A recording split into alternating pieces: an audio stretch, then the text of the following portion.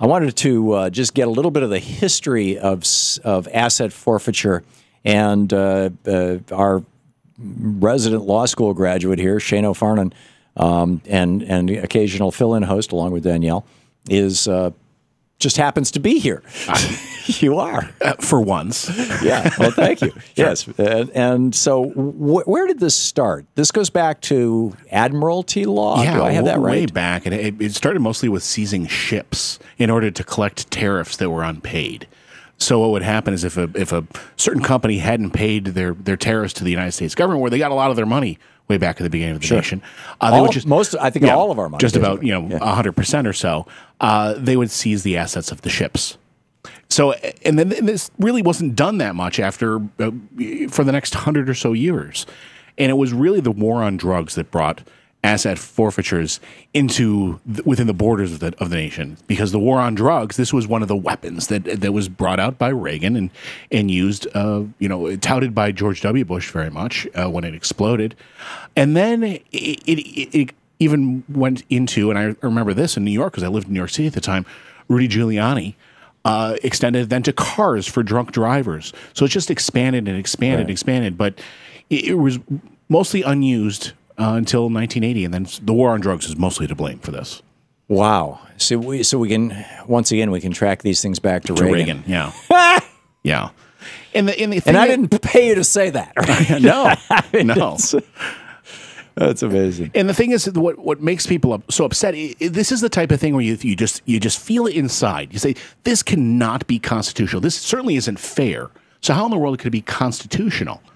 And there's some legal maneuvering that they do in order to make it, seem constitutional. Doesn't the Fifth Amendment say that, the anti-taking clause say that the government can't take your property without compensating just you? compensation, sure.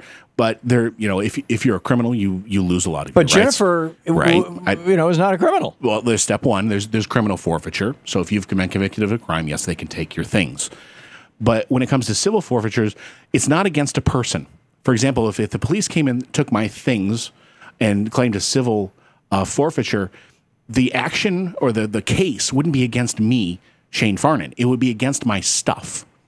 But how can the police do a civil forfeiture action? In other words, go to court on a non-criminal basis and say, we're going to keep Shane's stuff.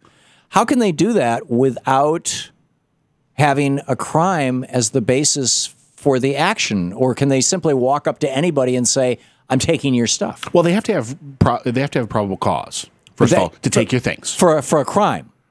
Right. But what if... Well, this happens if you don't pay your property taxes on your house. They're going to take your house in a civil action. It's a property action. They have a case against your house. And it'll be a prosecutor that does that through the tax office. Sure.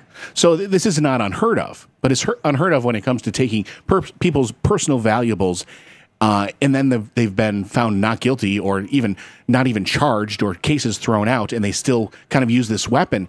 It was a weapon meant to deter drug use and drug dealers and all of that in their famous war on drugs. Now it's being abused. Flat out, it's being abused. Right. What happened in the case we just heard about is, without a doubt, abuse. Yeah. But the statutes are there, and the problem is who's going to fix it? State legislatures that are either full of conservatives or gridlocked. The Justice Department could come in.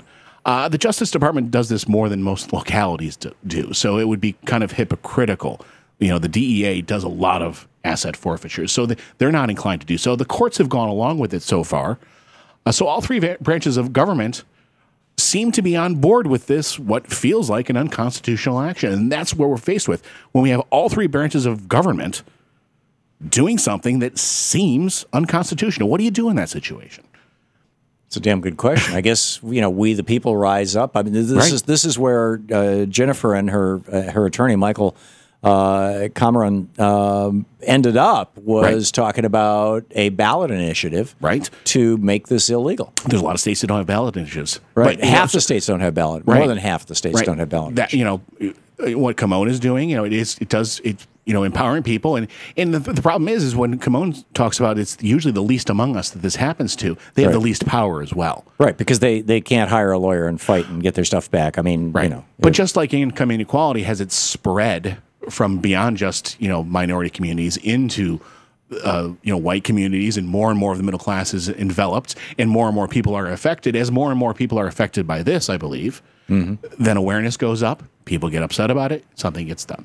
Right. So the bad news is that this is going on. Right. The good news may be that people are starting to wake up to the fact that this is going on and saying, "What the heck?" It doesn't make any sense, does it? Yeah. Yeah.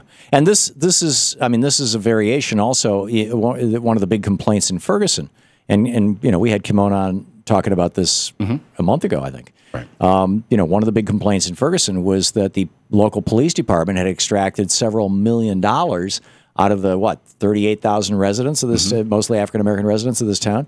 In fact, almost exclusively the 70 or 80% of the town that was African American. The white folks, by and large, didn't get stopped, didn't get their cars. There are more warrants than people. Yeah. Seriously, in Ferguson, if I remember the statistics correctly. Yeah. Yeah, those types of things the Justice Department will come down on. I don't see them acting on the forfeiture thing. Yeah. I mean, at least not right now. I haven't seen that. Right. It's a similar vein, but you can differentiate. One is using fees and debtors' prisons. The other is asset, forfeiture. And the Justice Department are the ones that came up with it. They started it, kind of, in the drug war. Right. In the drug war. Yeah. It all goes back to Reagan. It does. Oh my God. Thank you, Shano. You're welcome. It's always nice to have your perspective, your expertise, and your knowledge available to us.